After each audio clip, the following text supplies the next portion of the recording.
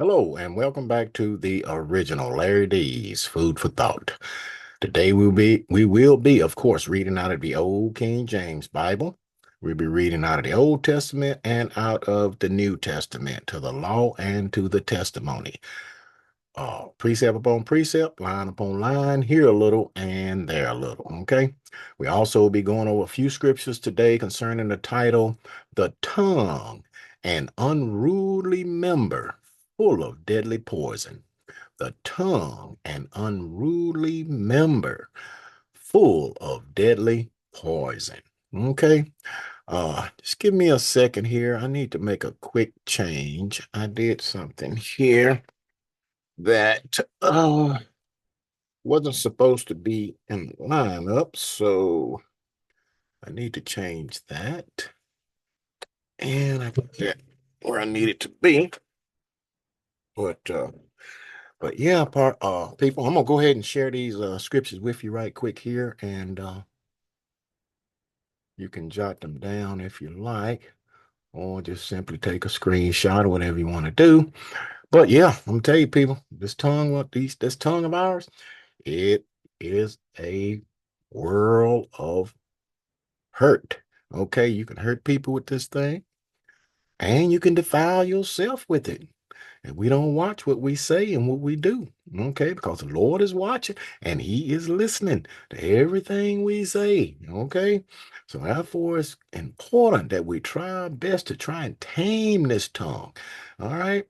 And try and be, I want to say be more apt to listen than to speak or be angry. Okay, but anyway, I'm gonna stop sharing these, and we're gonna go ahead and go over these scriptures right quick here. See if we can get just a tad bit of understanding here. And I'm gonna start this in. We're gonna start this in James, the third chapter, and I'm gonna start reading at verse 2, and it reads, "For in many things we offend all." Excuse me. If any man offend not in word, the same is a perfect man, and able also to bridle the whole body. Okay, verse 3. Behold, we put bits in the horse's mouth, that they may obey us, and we turn about the whole body. Behold, also the ships, which though they be so great, and are driven of fierce winds, yet are they turned about with a very small ham, whithersoever the governor listens. They got these great big old ships with a little bit of little ham on it, man. That guy turned that thing, man, with that thing. It's amazing. Verse 5. Even so, the tongue is a little member and boasteth great things. Behold, how great a matter a little fire kindleth. Verse 6. And the tongue is a fire, a world of iniquity. So is the tongue among our members, that it defileth the whole body. So you can defile your whole body if you don't control that thing. And sitteth on fire the course of nature, and it is set on fire of hell. Verse 7. For every kind of beast, and of birds, and of serpents, and of things in the sea is tamed, and has been tamed of mankind. But the tongue can no man tame. It is an unruly evil, full of deadly poison. Mm, mm. Verse 9.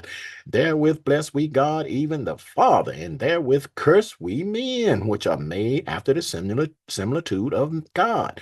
Out of the same mouth proceeded blessings and curses. My brethren, these things ought not so to be. Okay. But we are blessed the Lord. Oh, I love the Lord. Praise the Lord. Praise the Lord. Praise the Lord. Then you turn around and you'll go and put your tongue on somebody else and curse them out with that same mouth. The book say, hey, these things ought not so to be. Okay. Excuse me. Okay, but let's move on. Let's go over here to let's go to Mark right quick. Go to Mark, the seventh, excuse me, seventh chapter. And I'm going to start reading at verse 15. And it reads, there is nothing from without a man that entereth into him can defile him. But the things which come out of him, those are they that defile the man. Okay. Verse 20. And he said, that which cometh out of the man, and this is the Lord talking here, it's in red, That which cometh out of the man, that defileth the man. Okay.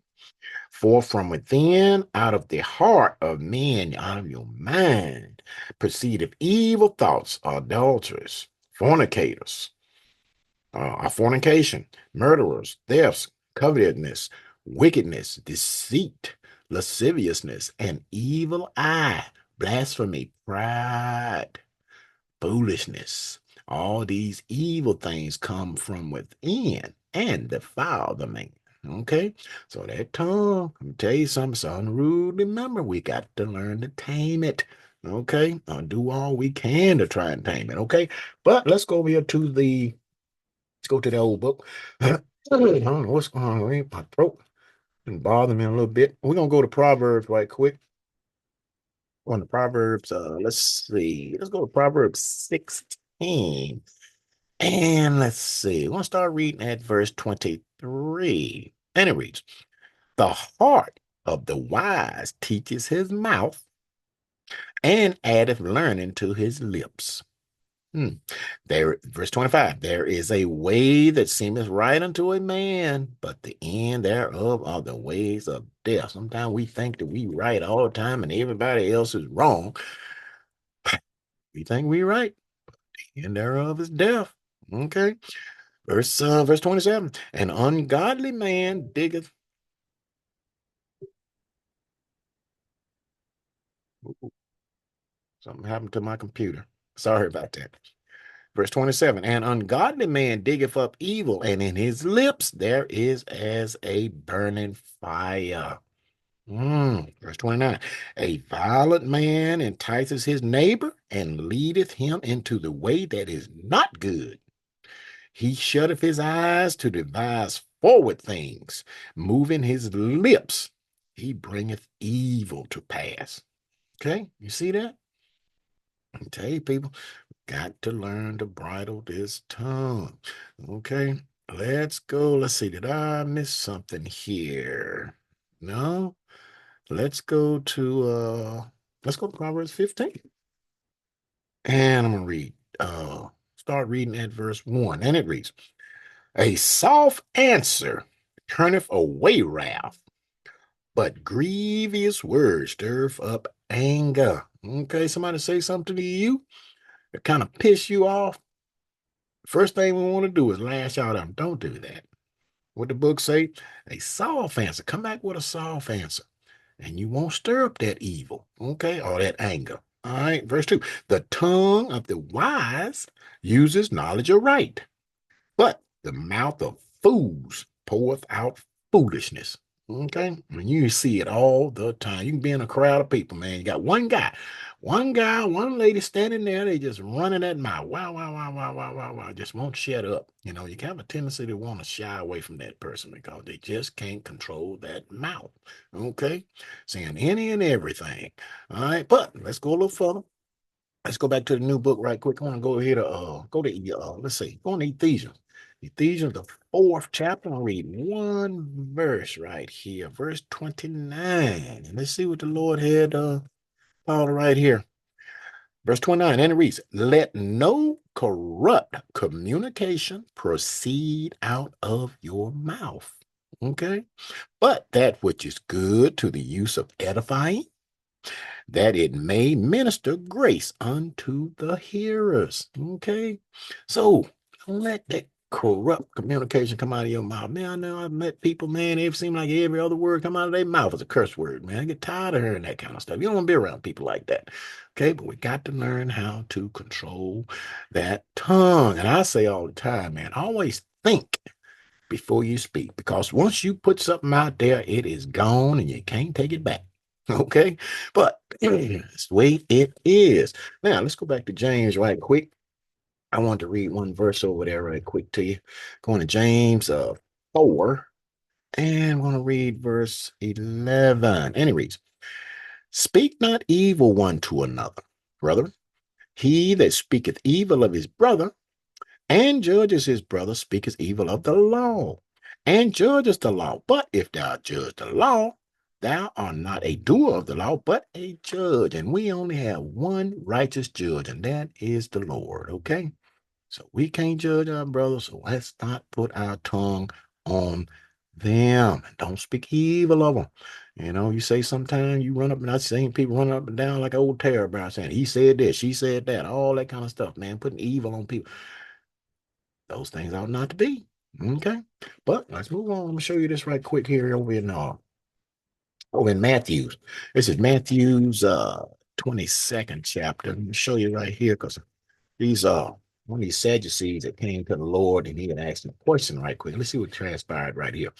Okay, we started reading, say, verse Matthew 22, and I'm starting reading in verse 35. And it reads, then one of them, which was a lawyer, asked him a question, tempting the Lord. He was tempting him, okay? Tempting him and saying, Master, what is the great commandment in the law?